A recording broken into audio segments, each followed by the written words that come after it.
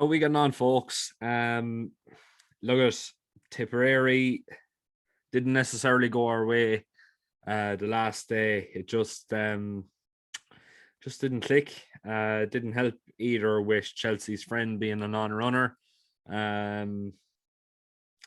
What else? Efranok Fizz unlucky to finish fourth. Tesseract, I think, finished 10th.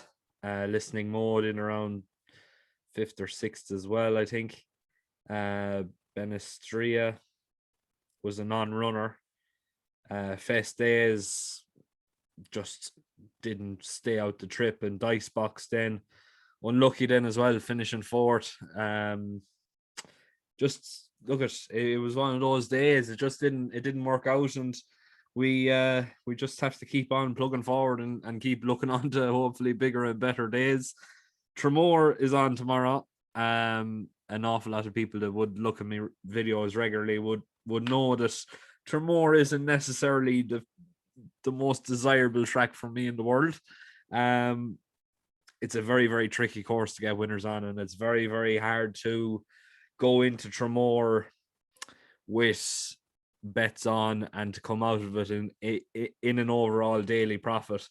But look, we're going to take our chance, and we're going to hopefully do the business now tomorrow, and with the help of God, we'll be on the back of a few winners anyway, with the help of God. There's 6 races I'm going to be covering, not necessarily the usual Peaky blogger big prices in here, the likes of 33 to 1s and all that. They're not going to be mentioned in this. It looks to be a very good day for the favorites and the ones going to be at the top of the market. I can't necessarily see too many horses down the bottom of the line that are going to go and trouble the favorites or the top of the market here. Realistically, it's going to be a time cost between most of these horses, and hopefully we're on the right receiving end of it anyway, and that's the way we want to go. First race off though is the 155. A tricky little race here. The first 3 in the market are all course and distance winners. In fact, there is another 1, 2, 3, 4. There's another 4, so there's 7 course and distance winners altogether in this race. That will just tell you how tricky it is going to be tomorrow. I've personally gone with It's a Long, Long Road, just because of the overall consistency around Tramore. Seems to like good ground. Had a bit of a run there on the Curragh, I think it was the last day. It was the Curragh on the 25th of June. That was just, I suppose, to blow off a few cobwebs and probably had in the stables, but it's definitely coming back here in a bit of a fitter run. Should generally come on for the run. Ran 3 times in its life around Tramore and won twice. I think it was second the other time. I'm not 100% sure on that. But yeah, I can't find it here now off the top of my head. I know it's ran only 3 times around Tramore. But look, we're going to take the chance, and we're going to say it's going to come in here again, and it usually likes to go from the front. That's the way this horse likes to go. Simon Torrens was among the winners there today. John McConnell's been in among the winners there in the last couple of weeks as well. So look, horses are generally in form. This is probably one of John's, wouldn't say his better horses in terms of overall quality and all that, like, but it's one of his more fun horses. Should run his race now tomorrow, and should definitely take an awful lot of stopping from the front. I think 9 to 2 is a good value bet. Realistically, it's going to be a very, very hard horse to peg back. Next race off, the 230, and this one here is definitely going to hold a nap of the day for me. How Bapom is 11 to 10, I do not know. Realistically, it looks to be his race to lose. I think the only way he is going to lose this race is if he falls. He's realistically, he is better weighted than an awful lot of these, all of these, in fact. He's a much better horse in terms of overall rating. He's coming from the Willie Mullins stable, which are generally in flying form 99.99% of the time. Paul Townend on board for Willie Mullins. Look, it's going to be a very, very hard horse to stop here tomorrow. He's not coming down to Tramore for the fun of it. He does like to get his winners around here. And realistically, he should be a very, very hard horse to stop. I cannot see how this horse is even any sort of bigger odds than odds on here. Realistically, I was expecting him to be odds on. How he's 11 to 10, I don't know. Maybe he's going to drift out even more. I am definitely loving his price, and realistically, he should take all the beating tomorrow. 305. And this one here is a bit trickier here. Maiden hurdles around Tramore tend to spring a bit of a shock to the system, and there's one here that I'm liking that didn't necessarily have the hardest race last time out, but still ran a very, very credible race. And that horse there is Boy Called Sue. How they came up with that name, I do not know, but look at it is what it is, and it's currently priced at 6-1 for Mags Mullins and Danny Mullins, the man of the moment here.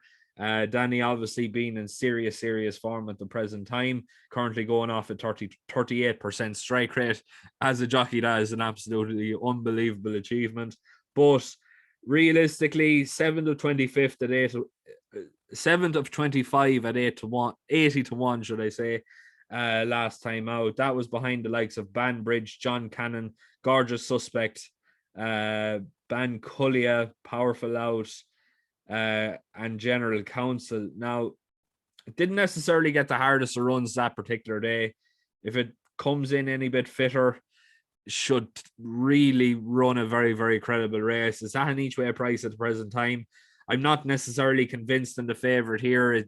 It's favored on the back of a fifth.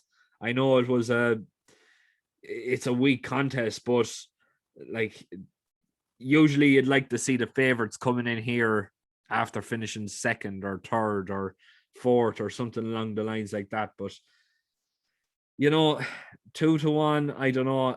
Is it worth taking on? I definitely think it is. Realistically, it could be a very, very hard horse to stop tomorrow. I think it's a bit of a tricky race, but I am going to take a bit of a punt, and I am going to take a bit of a punt on Boy Call Sue. I just think the way Danny Mullins rides is hand in hand with the way that Tramore is going to be riding tomorrow. You want to be there at the front, and you want to be there, bang there, ready to go and ready to set their fractions. And there is no better jockey in Ireland at setting fractions than Danny Mullins here. And realistically, he should be a very, very hard horse to stop. Next race then, the 340. We're going straight from one Danny Mullins horse to another, and this one here is going to be the next best of the day, with Ferdia currently priced at 13-2. I really do not know how this horse is only 13-2. His first two runs have been absolutely faultless. First race obviously being a winner in Ballinrobe. That was on soft ground. He won by a length and a half at 33-1. Ahead of about a Gout and Carla Martina and Culla Star, who ran a very, very good race there today. And then second then behind Enniskerry, ahead of the Little Yang, Tonkinese and Ruinized. Now, overall, that form definitely does, in my opinion, stand out like a country mile here. I know Sean, as Andrew Halligan would say, Shona, is in here, and she is in great form. I'm not going to say she isn't, but I don't know. I just think Ferdia's form is that little bit better than Shona's. Now, I could be totally wrong, but I think with John Ryan being in such good form and with his horses running out of their skin lately, Danny Mullins, another man being a man that's riding out of his skin as well. Like I already said, 38% strike rate for a jockey is very, very good. I just think this is going to be the day where everything clicks for Ferdia. I know it's clicked already in its career, but in terms of better company, I definitely think Ferdia in here is the one they're all going to have to beat. And for me, it is going to be the next best of the day. I just cannot look past the runs it's had. It's definitely going to be a better. It's going to come on for the run, and it's going to be a better horse in theory in the future as well. And realistically, it should definitely be one that's going to be a very, very hard horse to stop tomorrow. 4:15 then, the only each way bet of the day for me. And I'm going to go with the Danny Mullins train again. And I'm going to stick with Anthony Mullins now this time. And Danny in the saddle with Molly Fantasy, currently priced at 9-1. Look at realistically, it's a horse that's really, really starting to come into her form there now. She's only a 4-year-old. She's really starting to make inroads here. Third at 50-1 last time out behind Romella and April's Moon. Obviously, April's Moon, third there today. It's generally a very, very consistent sort. And actually, I have things wrong. I said that Danny Mullins was riding off a 38% strike rate. He's actually going off a 43% strike rate. So there you have it there now. That's exactly how good Danny Mullins is to be following. Need I say any more? I definitely think realistically he is going to have a few winners here tomorrow. I think Atitash is the name of the horse.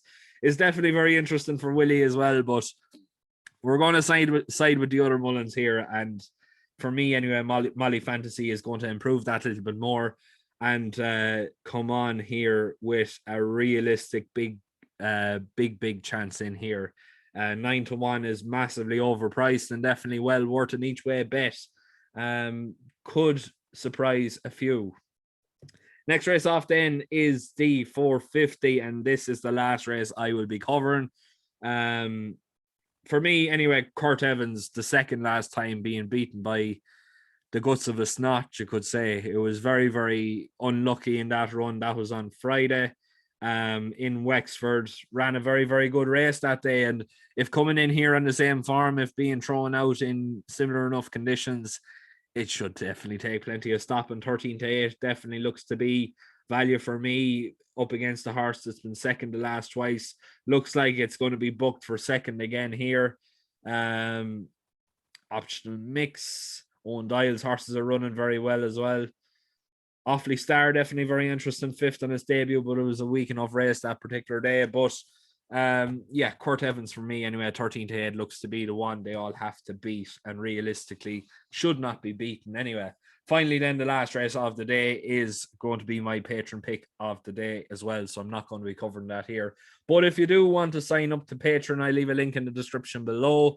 It's €10 a month. Basically, what that gets you is daily tips from myself and Ryan. Both of us have been in fairly decent form. I've picked out a 14-1 second that was just narrowly touched off there the other day. Ryan has had a 22-1 third that was very, very agonizingly close there. In Haydock there today, ran a very, very good race for the Cheveley Park team. He had a 9-2 winner yesterday as well. You'll also get I suppose an automatic entry into our monthly giveaways as well. Now, we haven't given away the July month yet, but we will be doing that in the next week or so. So if you do want to sign up for Patreon, I definitely would be suggesting now, for the sake of €10 a month, you also get added into our WhatsApp groups as well. They're very, very good. And in fairness to the lads in there, they're some very, very talented punters. And definitely, I'll hold my hands up and I'll say that they realistically put me to shame on the best of days as well. But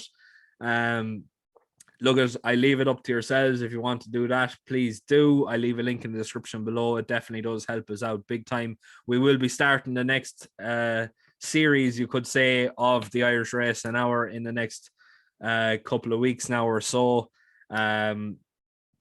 Hopefully we'll be having some very, very good guests in and some very, very good stable staff and jockeys and trainers and owners, and we'll even try and get in a few farriers as well if we want to, but we'll see what the crack is and we'll see what way things are going. But it definitely does support us big time with the podcast as well, just to help run things and help, I suppose, get things together and all that. But I'll leave a link down in the description below for it. If you don't want to sign up to Patreon, please do like, share, and subscribe. We want to get to the 1,000 subscribers mark by the end of the year. So if you're looking at this, and I've made you a couple of winners there in the past couple of weeks, just hit that subscribe button. It only takes you a second, but it helps me out a long way in the long run. And hopefully we'll all be on the back of plenty of winners tomorrow. Thanks very much, folks, and the very, very best of luck.